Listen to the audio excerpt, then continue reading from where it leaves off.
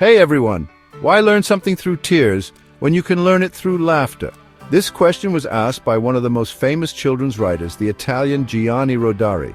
And although he's known mainly as an author of children's books, he was much more than that. Stick around to find out why. At the end, I've got a fun task for you, straight from Rodari's playbook. Gianni Rodari was born on October 23, 1920, in the small town of Omegna in northern Italy. His father passed away when Gianni was just 10 years old, but he found solace in music and books. By 17, he earned his teaching diploma from a seminary and started teaching in small rural schools.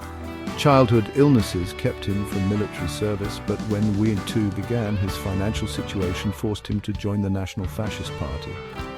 After the tragic loss of his two closest friends and his brother's imprisonment in a concentration camp, Gianni joined the resistance and later the Italian Communist Party.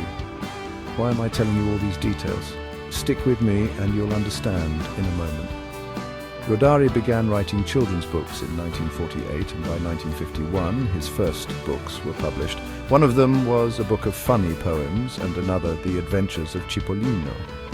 Remember Rodari's political past? Well, The Adventures of Cipollino may seem like a children's book, but it's actually about political repression. In the story, fruits, led by the arrogant Don Tomato and the narcissistic Prince Lemon, oppress the vegetables. Luccio Cipollino's father steps on Prince Lemon and gets arrested, sparking a tale of resistance. Due to its slight socialist undertone, the book became very popular throughout the Soviet bloc and socialist countries in Eastern Europe. Perhaps Gianni Rodari's most famous children's book was published in 1962, and it's the beloved Telephone Tales. It's about an accountant named Bianchi who travels for work almost every day but calls his daughter every night at 9 o'clock to tell her a short, funny goodnight story.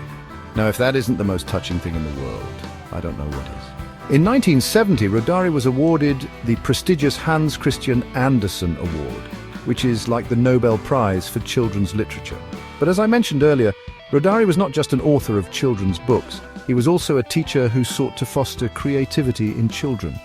In 1973, his book Grammar of Fantasy was published, revealing the secrets of fairy tales.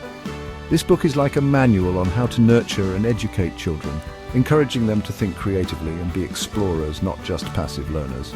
Rodari wanted to make education fun and help children learn through their mistakes in an enjoyable way, instead of punishing them. Rodari also wrote an article titled 9 Ways to Make Your Child Hate Reading, pointing out the mistakes parents make when trying to force their children to read. One of those mistakes is turning off the TV and forcing kids to read. According to Rodari, if you take away a child's fun and make them read instead, they'll see reading as a punishment. Think about it. If you take away a kid's smartphone and replace it with a book, it won't make them love reading. So Rodari believed children shouldn't be ordered to read or be told to repeat things. The love for books should come naturally, not be imposed. Rodari believed creativity was as important as scientific discoveries, and a creative mind constantly asks questions and thinks critically. He shared this message not only with children but also with their parents.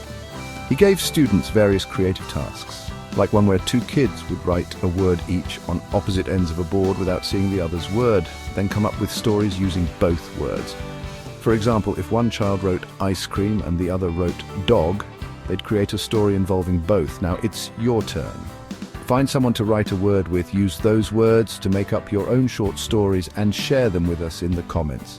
Let's spread some laughter and creativity just like Gianni Rodari would have wanted. Until next time, happy storytelling!